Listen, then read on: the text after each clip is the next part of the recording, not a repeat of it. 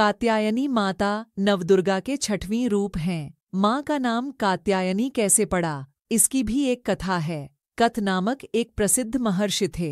उनके पुत्र ऋषिकात्य हुए। इन्हीं कात्य के गोत्र में विश्व प्रसिद्ध महर्षि कात्यायन उत्पन्न हुए थे।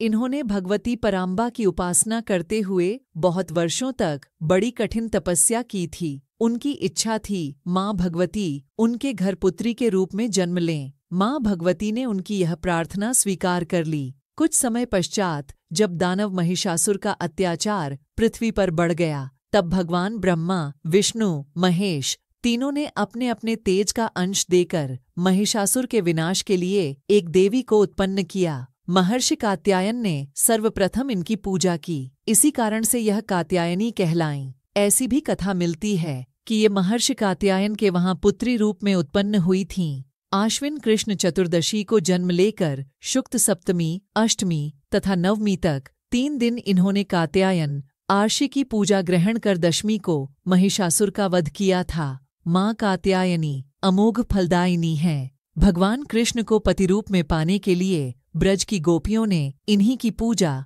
कालिंदी यमुना के तट पर की थी। ये ब्रजमंडल की अधिष्ठात्री देवी के रूप में प्रतिष्ठित हैं। माँ कात्यायनी का स्वरूप अत्यंत चमकीला है। इनकी 4 भुजाएं हैं। माताजी का दाहिनी तरफ का ऊपर वाला हाथ अभय मुद्रा में तथा नीचे वाला वर मुद्रा में है। बाईं तरफ के ऊपर वाले हाथ में तलवार और नीचे वाले हाथ में कमल पुष्प सुशोभित है। इनका वाहन सिंह है। माँ कात्यायनी की भक्ति और उपासना द्वारा मनुष्य को बड़ी सरलता से अर्थ, धर्म, काम, मोक्ष 4 फलों की प्राप्ति हो जाती है। वह इस लोक में स्थित रहकर भी अलौकिक तेज और प्रभाव से युक्त हो जाता है। नवरात्रि का 6ठा दिन माँ कात्यायनी की उपासना का दिन होता है। इनके पूजन से अद्भुत शक्ति का संचार होता है व दुश्मनों का संहार करने में ये सक्षम बनाती हैं।